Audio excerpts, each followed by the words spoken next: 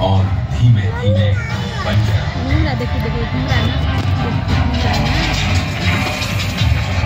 गोरी सरकार द्वारा लगाए गए लगान और अनेक प्रकार के करों के बोझ तले लाखों किसान बदहाल थे।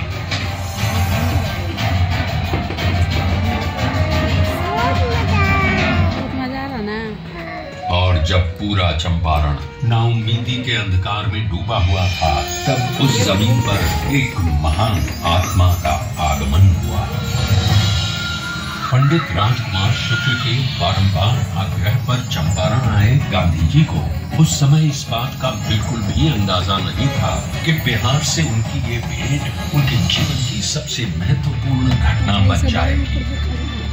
अंग्रेजों द्वारा किए जा रहे अन्याय और दमन से उत्पीड़ित किसानों को देख पहली बार भारत की अवदशा से अवगत होकर उन्होंने चंपारण में कहा, मुझे नीलहे किसानों में सत्य दिखा।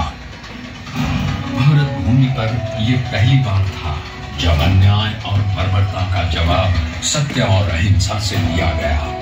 उनके नेतृत्व और सिद्धांत से प्रेरित होकर बिहार के गजब बनाया लेकिन ब्रज किशोर प्रसाद, अनुग्रह नारायण सिंह, डॉक्टर राजेंद्र प्रसाद, आचार्य कृपलानी, मजहरुल हक, रामनवमी प्रसाद, बाबू धर्मीधर प्रसाद आदि जैसे नेतागण भी इस आंदोलन में कूद पड़े।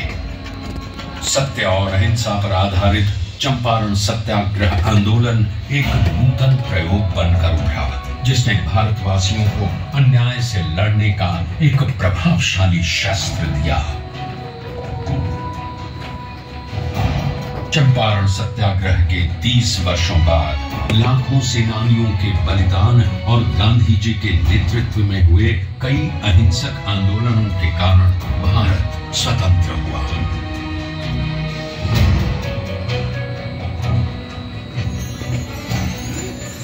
उनके विचारों ने न केवल देश को आजादी की राह दिखाई, बल्कि देश के सामाजिक व आर्थिक पुनरुत्थान का मूलाधार भी बने।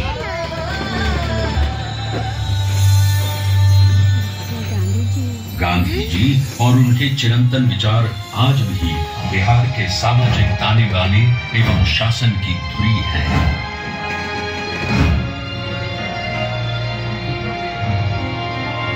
मजा आया घूमने में।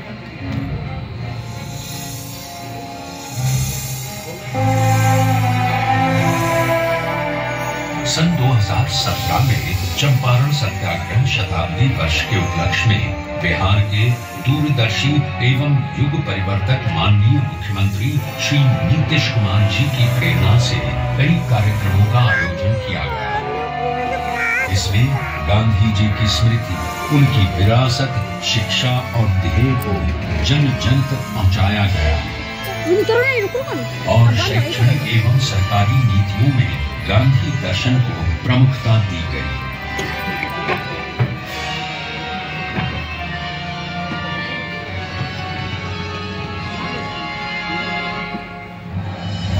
राज्य में पूर्ण नशाबंदी, जल जीवन हरियाली, बाल विवाह एवं दहेज प्रथा पर रोक, महिलाओं की शिक्षा, रोजगार, सरकारी नौकरियों एवं स्थानीय स्वशासन में महिलाओं की बढ़ती भागीदारी आदि गांधी जी के सिद्धांतों के प्रति बिहार के समर्पण के कारण ही संभव हो सके।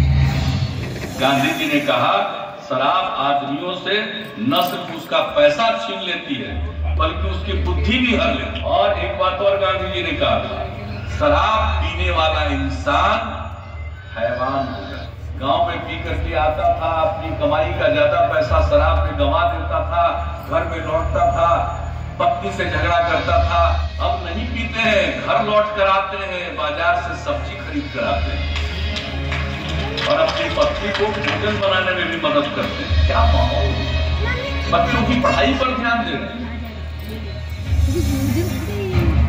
श्री नीतीश कुमार जी के कुशल नेतृत्व में पूरे राज्य में उनसे जुड़ी यादों को संजोए रखने का बहुमूल्य कार्य भी किया गया।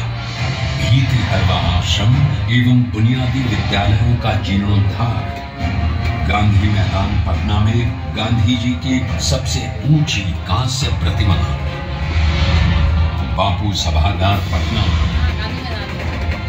बापू परीक्षा परिसर, मोतिहारी और बेतिया बापू सभागारों का निर्माण आदि कई कार्य हुए हैं।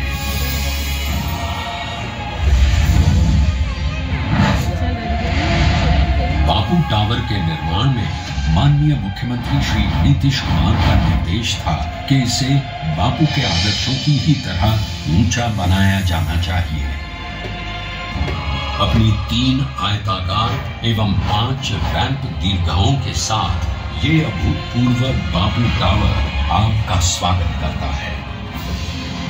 ये आपको गांधी जी के जीवन की ऐसी यात्रा पर ले जाएगा जो आपके मन में बापू की एक अमिट छाप छोड़ देगा।